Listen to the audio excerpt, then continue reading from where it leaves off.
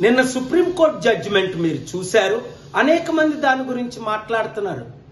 SC వర్గీకరణ గురించి, divide and conquer rule ని చివరిగా నరేంద్ర మోదీ గారు మందకృష్ణ మాదిగని కలిసిన తర్వాత ఏమైనా ఇన్ఫ్లుయెన్స్ తో ఇది వచ్చిందా, లేదా 7 జడ్జిల్లో 6 రూలింగ్ చేసి ఒకరెందుకు ఇంకొక విధంగా ఇంటర్ప్రిట్ చేశారు? అసలు ఎస్సీ వర్గీకరణ గురించి ఎంతమందికి తెలుసు? మాలా మాదిగల పెయిన్ నాకు తెలుసు, ఎందుకంటే నేను దళితుల అమ్మాయిని పెళ్లి చేసుకున్నాను కాబట్టి. వీళ్ళు డివైడ్ చేయడమే వాళ్ళ ఉద్దేశం. చంద్రబాబు నాయుడు గారు 94లో సంవత్సరం ముఖ్యమంత్రి కాకముందు మాల మాదిగల ఓట్లు ఎక్కువ కాంగ్రెస్ పడుతున్నాయని, మాదిగల్ని డివైడ్ చేస్తే మనకు ఓట్లు పడతాయని అక్కడ ఆయన, తెలంగాణలో నరేంద్ర మోదీ గారు ముఖ్య ఉద్దేశం మీ అందరికీ తెలిసింది. అసలు జాబ్స్ ఇచ్చినయే తక్కువ.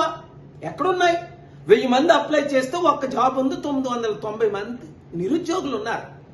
అలాంటిది ఈక్వల్ గా జాబ్స్ ఉంటేనే కదా ఇవ్వడానికి.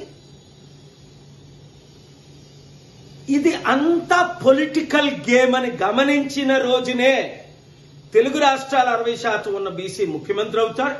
16% ఉన్న దళితులు, మైనారిటీస్, క్రిస్టియన్ ముస్లిం అందరూ కలిస్తేనే ఈ అవినీతి పాలన, కుల పాలన, కుటుంబ పాలన ఇట్లా మాట్లాడుతుంటే కొన్ని ఛానళ్ళు వేస్తున్నారు, కొందరు ఇట్లేదు. వేసిన వారందరినీ దేవుడు దీవించగాక మీరు మాత్రం ప్రతి ఒక్కరూ మనోనేత్రాలు తెరిచి అప్పులు చేసి దోచుకున్న ఈ రాజకీయ నాయకులకు మరల మద్దతు ఇస్తారా?